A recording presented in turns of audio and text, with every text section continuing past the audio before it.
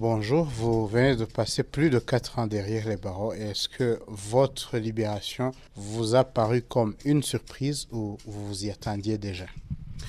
Bonjour et merci de m'avoir invité. Comme surprise, oui et non. J'explique. C'est-à-dire que depuis le jour de mon arrestation, au mois d'avril 2014, j'avais voulu commencer ces procédures pénales avec une attitude d'humilité, en demandant pardon au président de la République, puisque vous savez que les crimes dont j'étais accusé, c'était contre le président de la République et le pouvoir en général.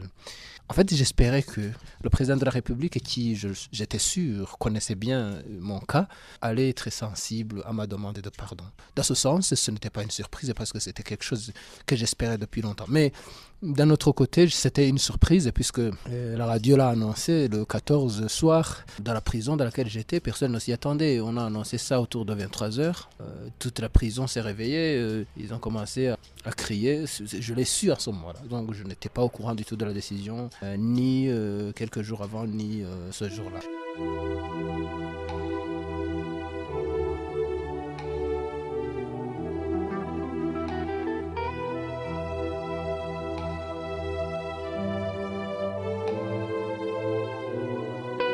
L'une de vos compositions est Gisobanuro cy'urupfu, traduit comme la définition de la mort, a causé un émoi dans la société. Certains estimant que vous avez évoqué un sujet très sensible, les massacres qui n'ont pas été qualifiés comme génocide. C'est un sujet qui n'est évoqué que très rarement.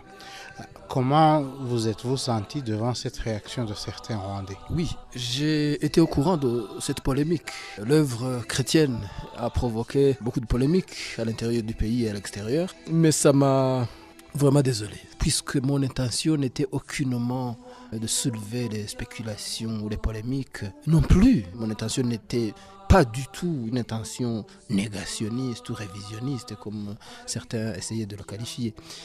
Et ce que je peux vous dire, c'était une chanson chrétienne avec objectif de transmettre le message de compassion envers tous, un message de pardon, un message de réconciliation profonde. Je démontrais dans cette chanson que le génocide que nous avons vécu en tant que Rwandais, le génocide perpétré contre les Tutsis, et pour nous les rescapés, c'est une école d'apprendre le pardon et la compassion. C'est-à-dire que la souffrance ne nous apprend pas de nous éloigner des autres ou de rejeter l'autre. Au contraire, la souffrance nous apprend d'être sensible à la souffrance de l'autre, d'être plus compatissant et plus miséricordieux. Diriez-vous que les artistes rwandais jouissent de leur droit de composer leurs œuvres sans se soucier de répercussions?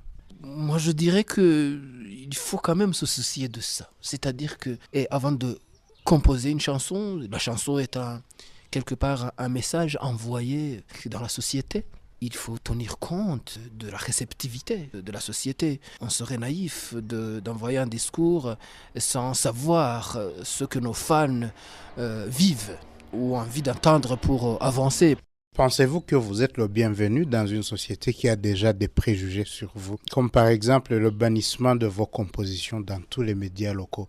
Ça va être difficile justement de retrouver la société rwandaise et de me réintégrer, comme on dit. Pour moi, la société rwandaise, qui est ma famille, c'est quelque part trompé sur la personne parce que je me dis que mes chansons n'avaient aucun autre objectif à part celui de consoler, celui de guérir, celui de soutenir, celui de réconcilier, celui d'accompagner sur le chemin de guérison que nous faisons depuis la fin du génocide. Alors, j'espère avoir l'autorisation de continuer mes œuvres de la part du gouvernement. Je ne me sens pas du tout complexé, je n'aurais pas peur de les approcher. Alors, si j'ai l'autorisation de continuer mon travail, je le continuerai sans complexe. Mais si jamais on ne m'autorise pas de continuer, là, je commencerai à réfléchir à autre chose. Est-ce que vous avez joui d'un certain soutien d'autres artistes locaux ou encore internationaux? Est-ce qu'ils vous ont rendu visite par exemple? Malheureusement non, je n'ai pas vu le soutien des artistes rwandais pendant tout ce chemin de souffrance que je vivais depuis 4 ans. Je n'ai pas vu le soutien des artistes rwandais, ni internationaux. J'ai vécu cette expérience artistiquement parlant, je l'ai vécu seul. Tous ceux qui m'ont rendu visite, c'est les individus, des amis que j'avais, mais des artistes Rwandais, je n'ai pas vu leur soutien. Non. Je pense qu'ils avaient peur parce que, de se montrer compatissant envers une personne aussi qualifiée de dangereuse. Je ne les condamne pas. Kizito Mihigo, on parle de votre fondation KMP, Kizito Mihigo pour la paix. Aujourd'hui, qu'est-ce qui est devenu l'organisation après les 4 ans de prison? La fondation KMP, Kizito Mihigo pour la paix, ou en anglais Kizito Mihigo Peace Foundation, c'est une ONG locale qui a pour but de contribuer à la réconciliation et à la paix, à la résolution des conflits, entre autres, après le génocide des Tutsis. Notre moyen de travailler, c'est l'art, c'est la musique, c'est le théâtre, c'est la poésie, etc. Nous avions fait beaucoup de tournées dans le pays avant que je sois emprisonné. Nous avions parcouru toutes les prisons en essayant de discuter avec les prisonniers à propos de leurs crimes, surtout les prisonniers accusés de génocide. Aussi dans les écoles, au moins dans 102 écoles secondaires, en fondant des clubs de paix.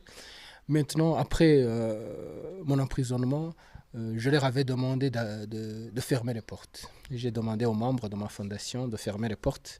La situation, les conditions, le climat qui était là ne permettaient pas du tout la continuité de nos travaux. Les membres de ma fondation m'ont été proches quand même pendant la période de l'emprisonnement.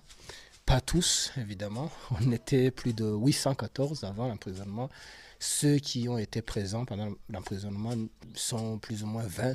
Mais voilà, ce qu'on va faire après la prison, on va essayer de se rencontrer, on va faire une assemblée générale extraordinaire et on va voir comment on peut restructurer les choses pour continuer nos travaux, puisque je compte vraiment au travail de cette fondation pour retourner sur les rails.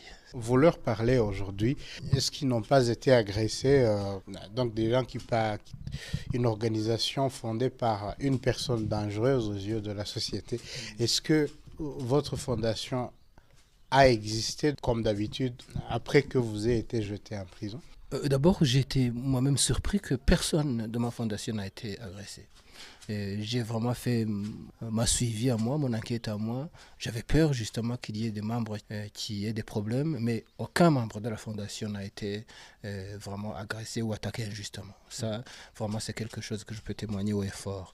En sortant de prison, vous avez dit que le président Paul Kagame, fort qu'il était en termes d'armement, que cette fois-ci, il a montré la force du cœur. Ça veut dire quoi? On dirait que avant, vous ne le connaissiez que par la force de l'armée. C'est quoi? Oui. C'est-à-dire que quand j'étais en Europe pour mes études, vous savez que j'ai étudié en Europe de 2003 à 2008 et que j'y ai travaillé après. J'entendais beaucoup de gens parler d'un homme très militaire, vous voyez, l'image d'un président militaire. On ne parlait jamais du côté humain. Et quand je suis venu au Rwanda, j'ai connu un homme qui écoute, un homme qui peut avoir des décisions venant du cœur, d'un cœur humain. Alors, lorsque je suis sorti de la prison, on m'a demandé comment j'avais reçu, comment j'avais pris cette décision. Et franchement parlant, je l'ai pris comme une décision humaine. Parce que, vous savez, le pardon, c'est toujours quelque chose d'humain, de profondément humain. Si on n'a pas le cœur, on ne peut pas pardonner. Si on n'a pas le cœur, on ne peut pas pardonner. Après mon retour au Rwanda, c'est cette image d'un président humain, en fait, qui m'a poussé à demander pardon lorsque j'étais arrêté.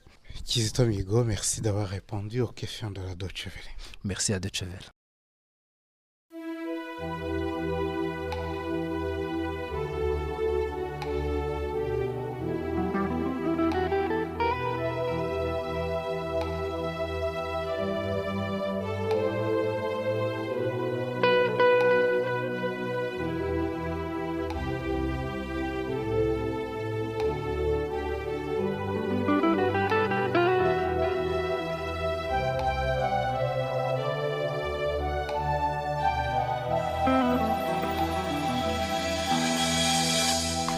urupfu nicyo kibi kiruta ibindi, urupfu nicyo kibi kiruta ibindi, ariko